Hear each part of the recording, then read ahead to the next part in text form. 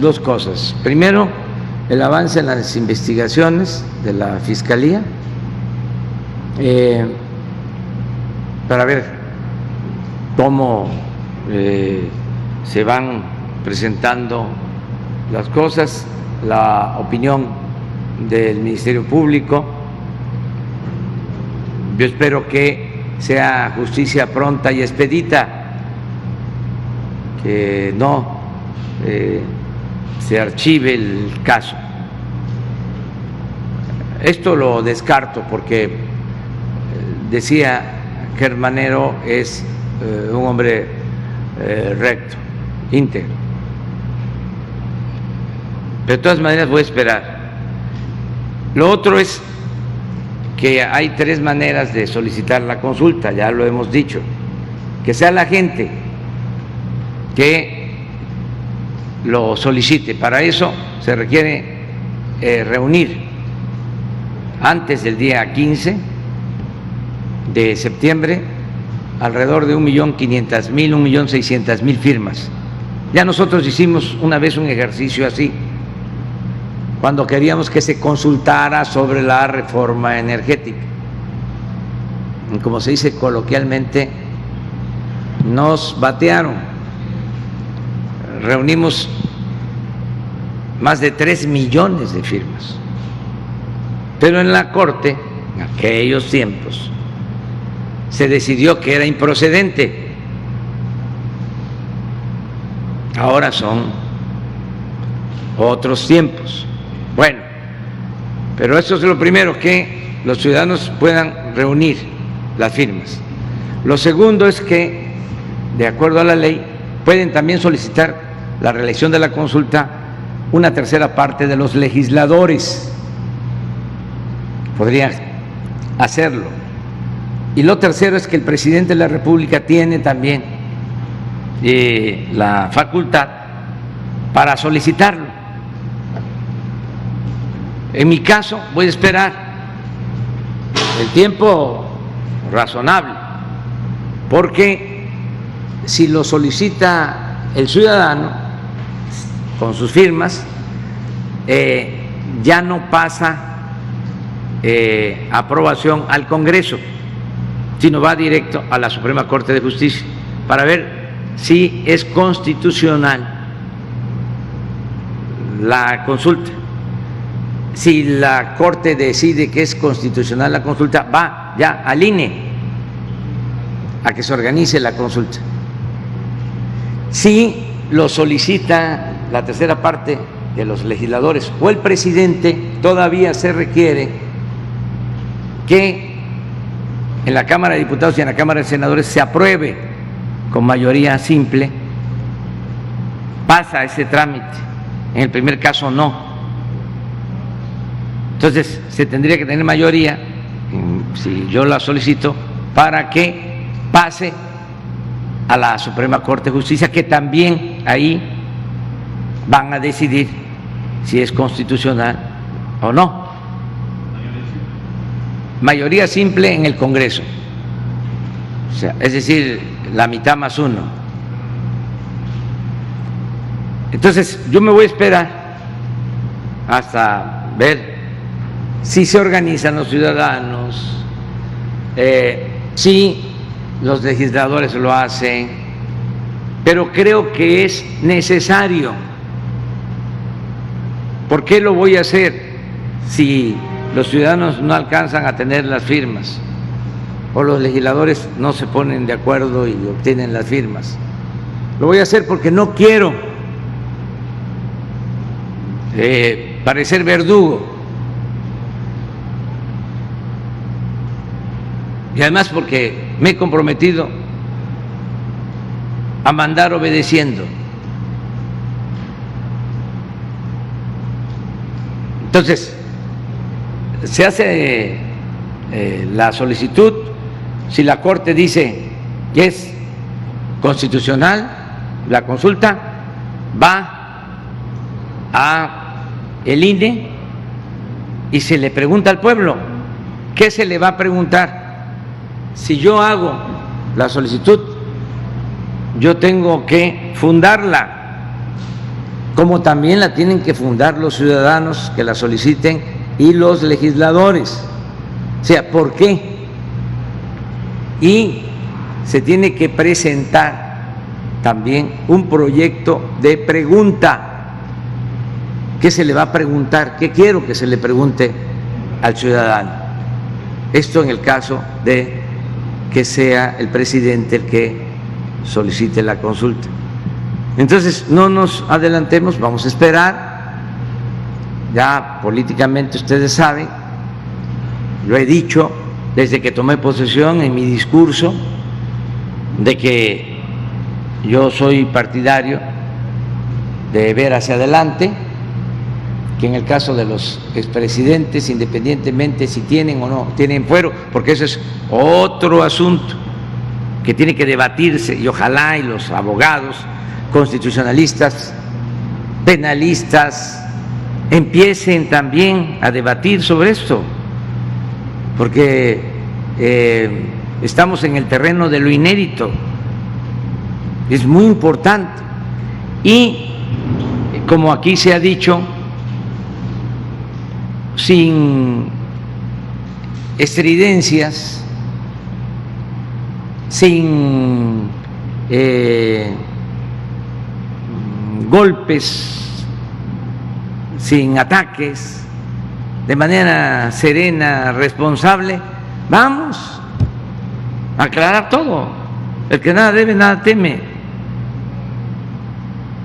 Y vamos a confiar en la Fiscalía, en el Poder Judicial, y sobre todo vamos a pedirle su opinión al pueblo. Antes decían los políticos, la política es asunto de los políticos. El pueblo no contaba, todo era arriba, en la élite, en enjuagues. Ahora no, ahora la gente decide. Esto es la democracia participativa. ¿Encontraron eso? Sí, ya está. A ver, pon. ¿Ya terminaste? Nada más quisiera saber si usted sí visualiza el 1 de agosto del próximo año una consulta a nivel nacional sobre ese tema. Yo creo que es necesario. Sí lo veo. Sí lo veo. No lo descarto. Pero hay que esperar. A ver si de... ¿Por qué no lo explicas? Bueno, Pero... sí. ¿No está más grande? No, pero se puede, digo, en pantalla se ve bien. Son fundaciones extranjeras que financian a organizaciones no gubernamentales, como Mexicanos contra la Corrupción, Eso debe como estar. el Consejo Indígena de Espujil, como el Consejo de Silvicultura Sustentable, y las fundaciones que reciben estos fondos, bueno, que dan estos fondos para quienes se oponen al Tren Maya, son la Fundación Kellogg, la Fundación Ford. ¿Cuál es esa? Kellogg es una fundación vinculada a la empresa transnacional Kellogg. ¿Qué vende? Bueno, vende cornflakes y algunos tipos de alimentos de la mañana, Sí. frutilupis y demás. La Fundación Ford, que se dedica pues a financiar académicos y organizaciones no gubernamentales en el mundo. Climate Works, la NET, que es la fundación por la democracia, una fundación estadounidense. A ver, pero ¿esa de dónde viene? Del Departamento de Estado de Estados Unidos, es una fundación que recibe Eso lo tienen que aclarar. Público. Tienen que aclarar. De Estados Unidos. Para saber. Y la Fundación Rockefeller, que sí pertenece al consorcio Rockefeller, pero también financia académicos y organizaciones no gubernamentales. En el caso de la Fundación Kellogg, por ejemplo, al Consejo Mexicano Sustentable, pues da fondos por $350,000, la Fundación Ford por $3,575,000, Climate Works da $3,800,000 solo para la organización que ¿cómo se llama? Centro Civil Mexicano para la Silvicultura Sustentable. Ese es el que recibe. Luego Diálogos y Movimiento, que así se llama la organización no gubernamental, recibe de la Fundación Ford, de la Fundación Kellogg, $1.503.000 millones de dólares, no, $503.000. Luego la Fundación Ford le da $545.000 y la NET, que es la fundación del Departamento de Estado, $556.000. Estos fondos son solo para el tema del Tren Maya. Estas mismas organizaciones pueden recibir otros fondos para otras causas, otros temas, y esto es de acuerdo a una investigación que hizo tanto, digamos, interna del gobierno, pero viene de una investigación de una fundación privada que hizo la primera investigación y que corroboró el gobierno federal. Luego SEMDA, que es una de las organizaciones ambientalistas más importantes del país, recibe fondos de la Fundación Kellogg por $1.100.000 para este caso y aquí, bueno, viene el caso del Animal Político, que es un medio, digamos, un medio de comunicación digital vinculado a Mexicanos contra la Corrupción, que recibe de la Fundación Kellogg para este caso, porque está precisado que forma parte de fondos dedicados al sureste mexicano, en particular en Campeche y en Yucatán, recibe $213.000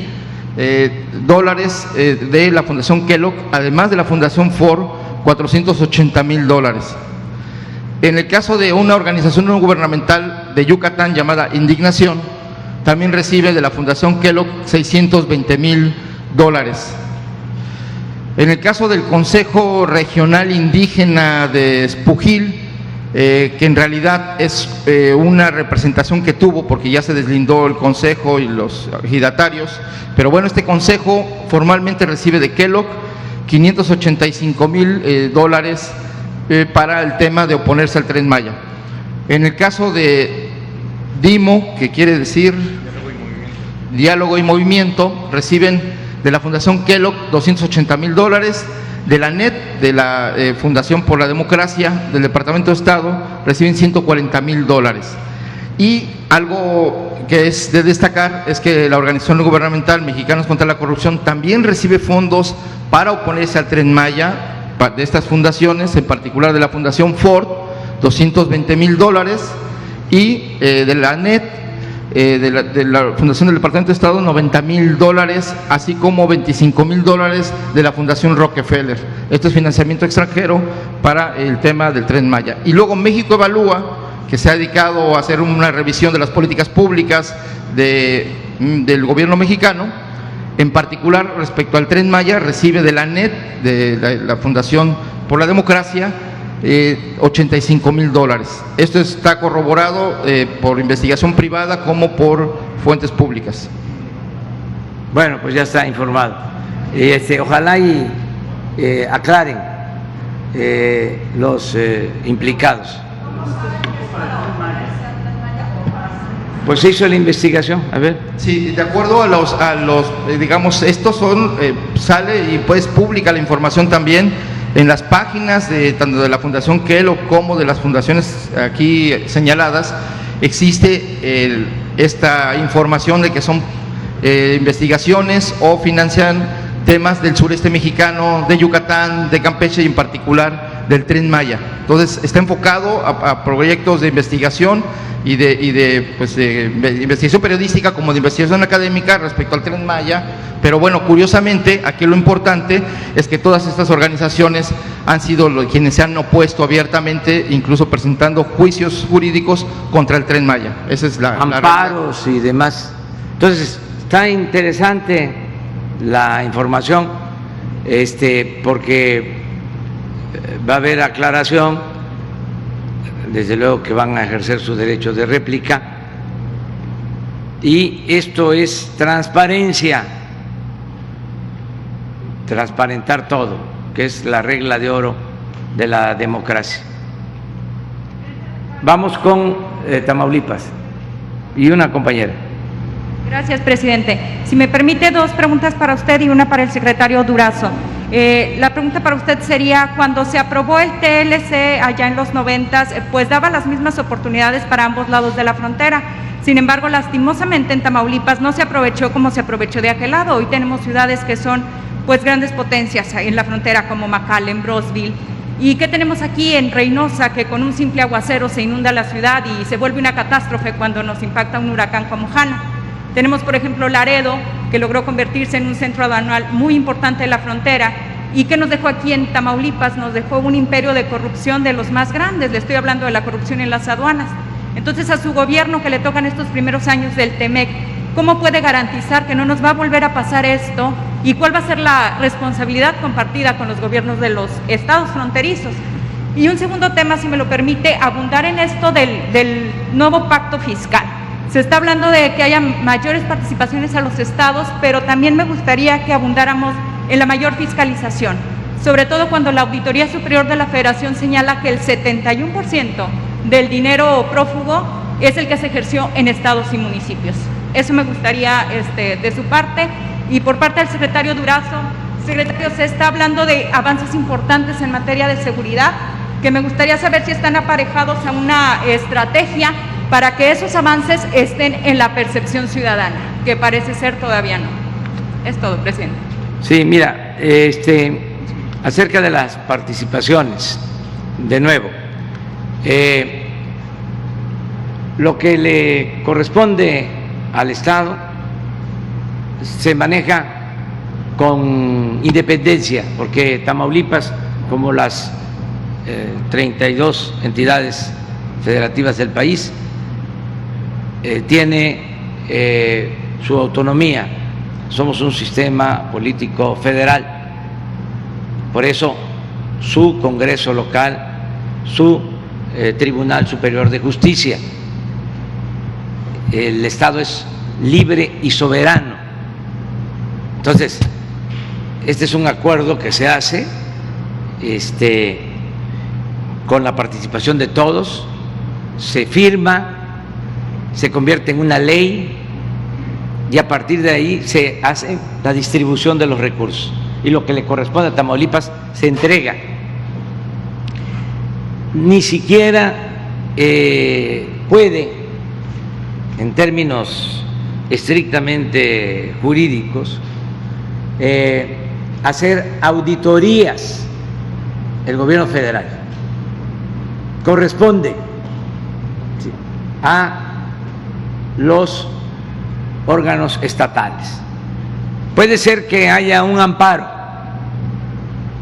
y que entonces sí el Poder Judicial intervenga, o cuando se trata de una obra convenida y hay recursos federales, no de las participaciones, no del presupuesto autorizado de Tamaulipas. Entonces sí, hay una intervención. Del presupuesto federal, lo que corresponde a la Federación, nosotros estamos destinando, adicional a las participaciones, a lo que maneja y por ley le corresponde a Tamaulipas, estamos apoyando a Tamaulipas. Les hablaba yo de este plan de apoyo fronterizo. Esto no existía. ¿Saben quién creó este mecanismo de apoyo? Un gobernador de Tamaulipas, después de que nos quitaron más de la mitad de nuestro territorio, quedó una crisis en toda esta frontera. Creo que se llamaba Juan Guerra, pero del siglo XIX, o Ramón. Ahí se los dejo de tarea. Este señor, en la desesperación y para ayudar a su pueblo, a mediados del siglo XIX, decide dejar libre la frontera de Tamaulipas, sin impuestos de ningún tipo, toda la franja fronteriza. Y luego, recuerden ustedes que fue presidente de México Manuel González, que era de Tamaulipas. Él le dio continuidad a que la frontera fuese zona libre. Su compadre Porfirio Díaz le siguió, continuó así durante la Revolución, y cuando llega Carlos Salinas de Gortari se suspenden los apoyos a la frontera, se deja de considerar como zona estratégica, zona franca. Entonces nosotros lo que hacemos es de que se establece un mecanismo para que en la franja fronteriza baje el impuesto sobre la renta a la mitad, baje el IVA a la mitad a las empresas. Se otorguen subsidios para las gasolinas, para los energéticos, y se resuelve lo del salario mínimo. Una vez vine aquí a Reynosa y fui a una maquiladora, le pregunté a una señora de cuánto le pagaban. Esto hace 2 años, todavía no era yo presidente, y le pagaban salario mínimo. Pero no solo eso, tenían que trabajar de 7 de la mañana a 7 de la noche. Eso sí, creo que 4 días a la semana. Pero desde las 7 a 7, 12 horas, 4 días. O sea, hacían las 40 horas, pero en 4 días, algo así. O sea, o el tiempo de ley en 4 días. Imagínense sus hijos, ¿con quién quedaban? Y salario mínimo, porque también se hablaba de que aquí en la frontera se ganaba más. No en todas partes. A mí me tocó comprobar esto. Entonces, en la primera negociación salarial que tuvimos, decidimos aumentar el salario mínimo en 16% en el país el año pasado. Nunca se había hecho eso. Ese es otro cambio. En 30 años no se había aumentado el salario mínimo de esa manera durante todo el periodo neoliberal. Es más, hubieron años en el periodo neoliberal que el aumento del salario mínimo se dio por abajo de la inflación. Por eso hubo una gran pérdida del poder adquisitivo del salario, del poder de compra del salario. Entonces, aumentamos el 16 y aquí en la frontera decidimos aumentarlo al doble del salario mínimo. Este año ya el aumento nacional fue del 20, aquí fue otro tipo de aumento. De todas maneras, hubo un aumento en el salario. Hemos estado dando trato especial a Tamaulipas, a la zona fronteriza. Lo mismo ayer, lo que vamos a hacer hoy. Todas las ciudades fronterizas tienen autorizado un presupuesto. Ayer se inauguraron obras por 480 millones de pesos en Matamoros.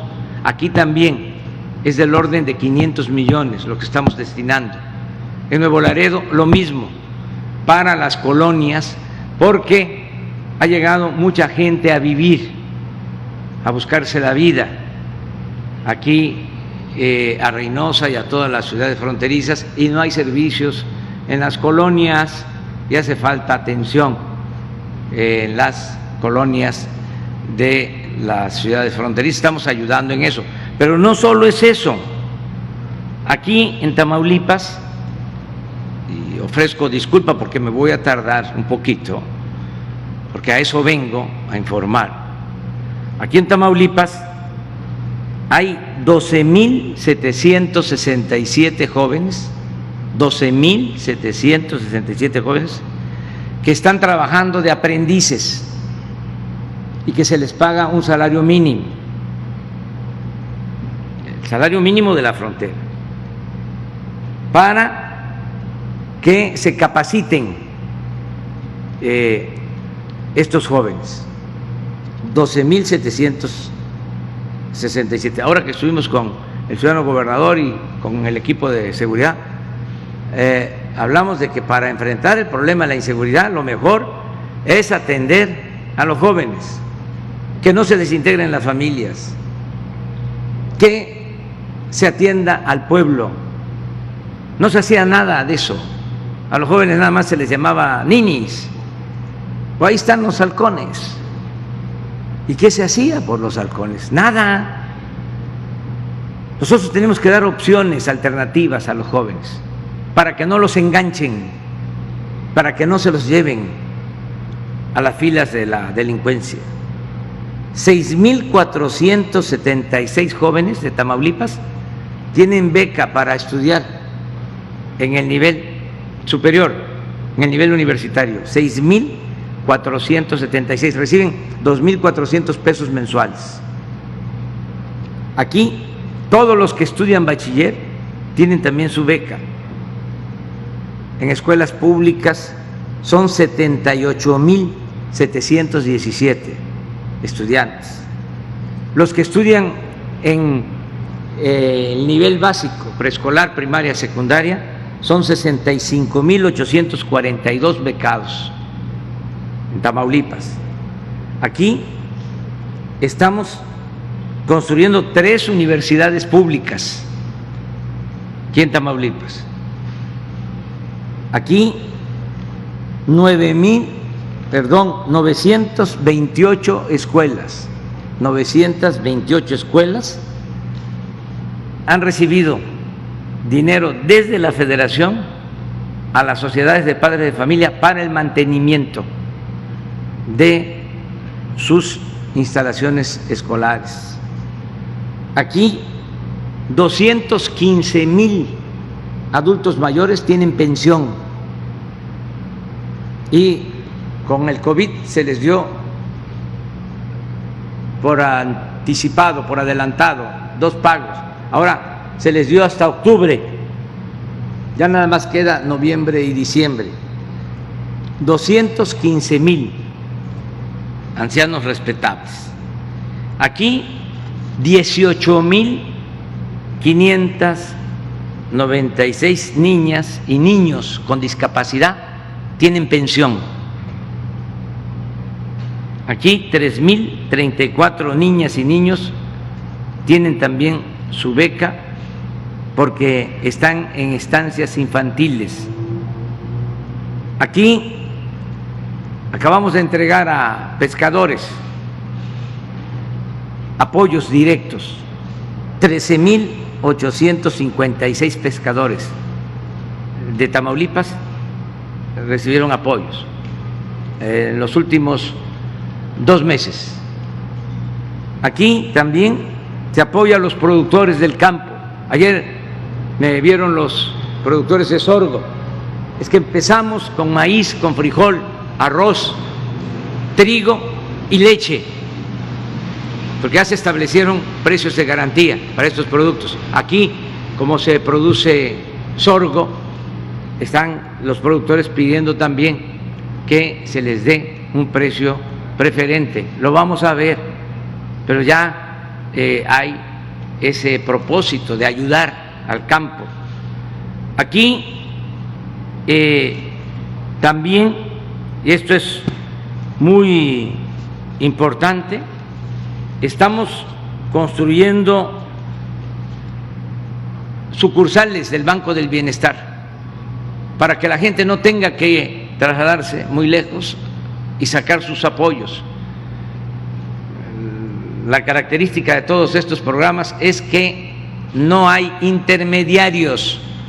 No es que yo soy de la organización de estas, o soy de la organización campesina Lucio Blanco, o soy de la organización campesina Emiliano Zapata y dame a mí el dinero y yo lo voy a entregar. No, primo hermano, ya eso se acabó, es directo. Y lo que queremos es que haya sucursales del Banco del Bienestar en todos los pueblos. Aquí son 28 sucursales del Banco del Bienestar las que se van a construir. Ya vamos avanzando. Aquí, como les decía, está este programa de mejoramiento urbano en Matamoros, Nuevo Laredo, Reynosa, el programa de zona libre de la frontera. Una cosa importante, que a lo mejor también no se sabe, hemos entregado casi 20,000 créditos en los últimos 3 meses, 20,000 créditos a pequeños empresarios, tanto del sector formal como del sector informal, créditos de 25,000 pesos a tasa de 5.5, que era la tasa del Banco de México, a pagar a 3 años. Después de 3 meses de gracia se empiezan a pagar 800 pesos mensuales. Esto para apoyar a los pequeños empresarios. Significa una inversión de casi 600 millones de pesos en los últimos 3 meses, de manera directa, créditos a la palabra, sin burocratismo, sin papeleo. Aquí ya hay 5,000 campesinos que están en el programa Sembrando Vida, 5,000 que reciben un jornal de 5,000 pesos mensuales para sembrar, para cultivar sus propias parcelas. No es crédito, es para que puedan sembrar sus parcelas, sean pequeños propietarios o ejidatarios. En fin, sí estamos apoyando y no hay distinción. Podemos, como aquí dijo el gobernador, tener diferencias. Esto es consustancial a la democracia. No podemos pensar todos de la misma manera. Sería muy aburrida la vida. No puede haber pensamiento único. Bueno, hasta en las familias tenemos nuestras diferencias. Todas las familias. Los hijos, nuestras esposas, nuestros hermanos. Y tenemos que aprender a actuar de manera libre y con tolerancia, con respeto al semejante, al ajeno, al prójimo. Entonces, eso es lo que estamos procurando. No sé si querías una pregunta. Sí, presidente, para el secretario Durazo, pero antes, presidente, si me lo permite, ¿cuál es su opinión en torno a que ayer lo metieron en los promocionales de Donald Trump? Ayer por la noche apareció su imagen. Pues no tengo opinión sobre eso, porque no quiero meterme en esas cosas. Ellos tienen campaña. Ellos sí lo meten a usted. Ellos tienen campaña. Yo quiero ser muy respetuoso de las decisiones que tome el pueblo estadounidense. Lo que sí puedo decirles es que mantenemos una muy buena relación. Es una relación de amistad, de respeto. A mí me dio mucho gusto cuando estuve en la Casa Blanca escuchar al presidente Trump, primero hablar de que hay 36 millones de mexicanos en Estados Unidos. Me gustó que se reconociera ese dato. Yo di otro, yo hablé de 38 millones, pero hablar de 36 millones en Casa Blanca de mexicanos, quienes nacieron allá o son de padres mexicanos, eso me dio gusto. Y también me dio mucho gusto que él reconociera la aportación de nuestros paisanos migrantes al desarrollo de esa gran nación, que los que se han tenido que ir a Estados Unidos no lo hacen por gusto, lo hacen por necesidad. Y hay gente que va a buscarse la vida honradamente. Entonces escuché eso en la Casa Blanca y me llenó de satisfacción. Entonces yo voy a actuar con mucho respeto en estos casos, porque lo que pedimos es eso, que nos respeten a los mexicanos. Gracias.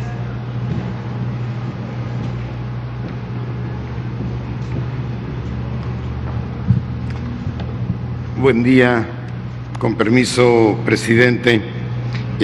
Bueno, efectivamente los resultados anunciados aquí no son producto de una casualidad.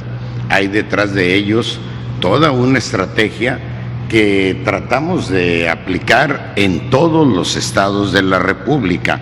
En algunos casos, como aquí en Tamaulipas, las condiciones son más complejas. En otros, las instancias de coordinación y perseverancia que estamos instituyendo, luego no resultan lo suficientemente eficaces. Pero aquí en el caso de Tamaulipas, primero hay una gran coordinación.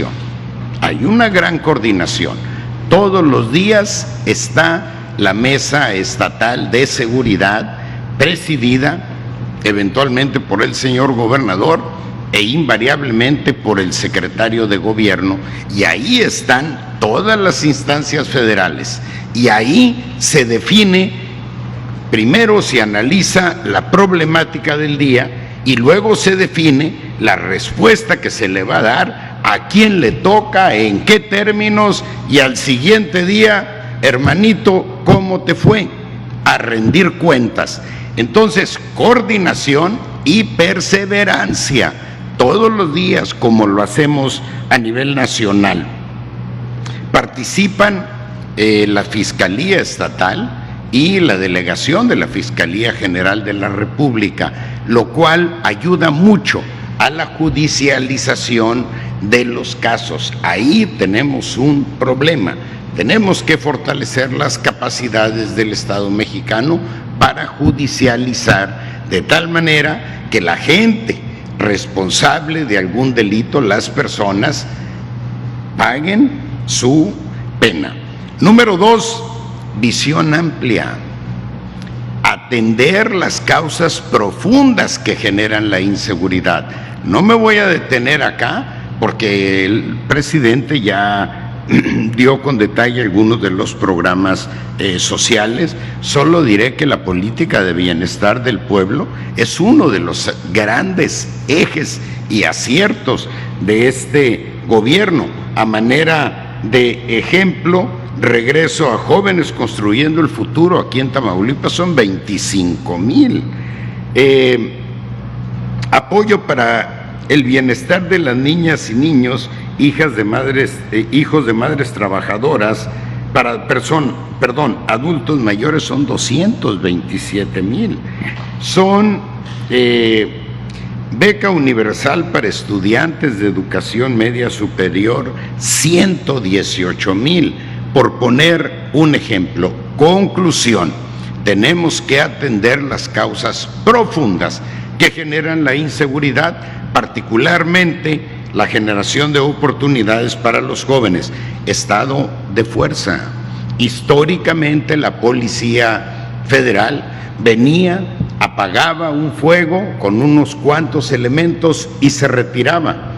¿Saben cuántos elementos de la Guardia Nacional tenemos ahora? Les voy a, ya se presentó, pero les voy a dar el dato. Permítanme un segundito, les voy a dar el dato. Aquí está.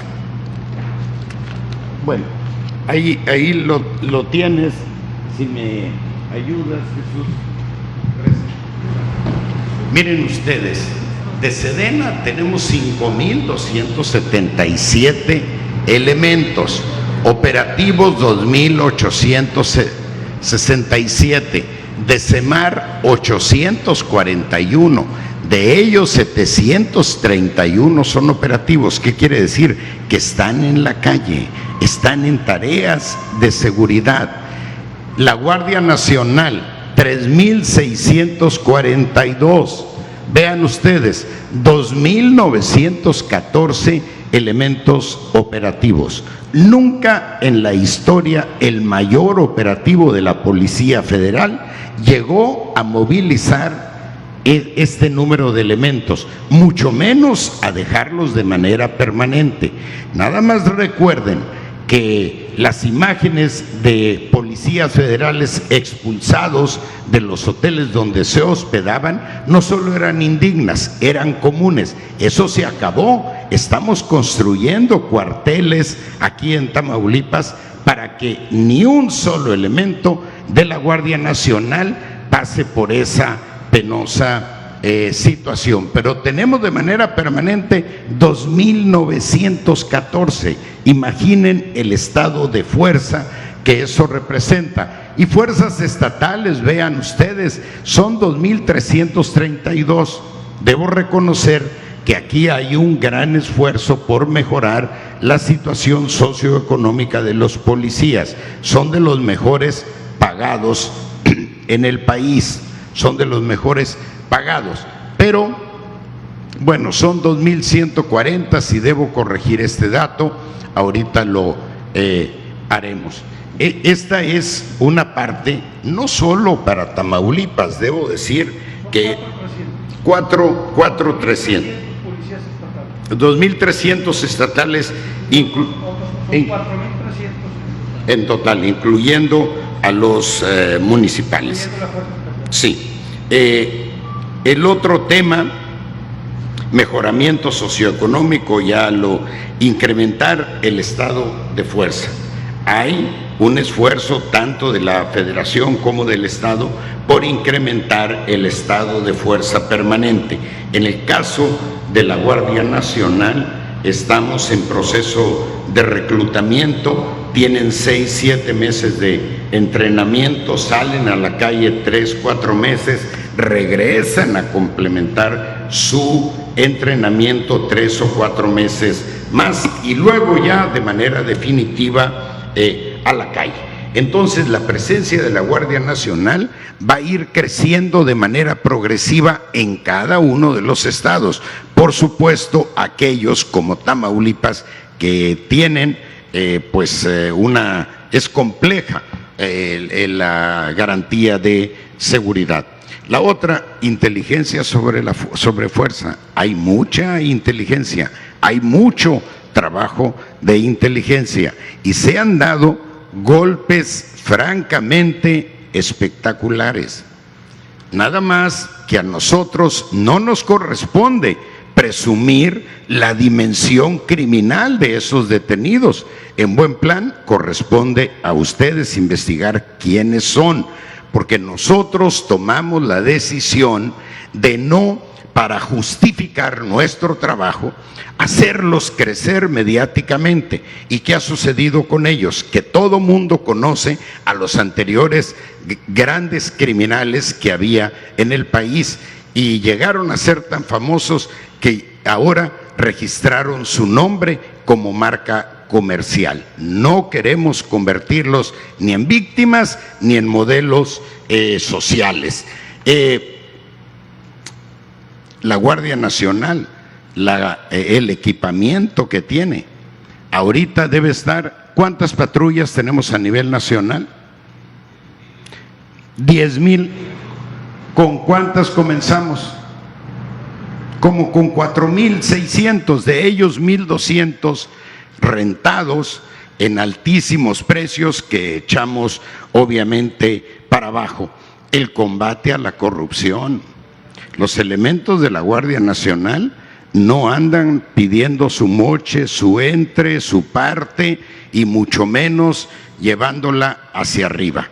Aquí, como ha dicho el presidente, no van a encontrar nunca ni un García Luna, ni un García Lunita. Y capacitación y profesionalización. Aquí la voy a dejar, pero tenemos 10 líneas estratégicas que incorporan preferentemente estos elementos. Gracias. Gracias, presidente. Perdón la descortesía. Daisy Herrera del Mercurio. No me presenté. Sí, nos vemos mañana. Digo, nos vamos a seguir encontrando. Ya grabaste todo. Tú eres un profesional. Ya. Va a haber oportunidad.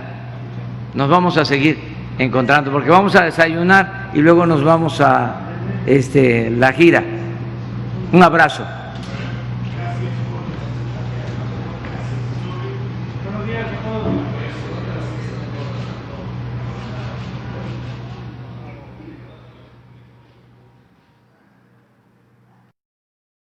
Tenemos nuestra conciencia tranquila y la dicha enorme de estar ayudando a la gente humilde, a los más necesitados, a los desposeídos.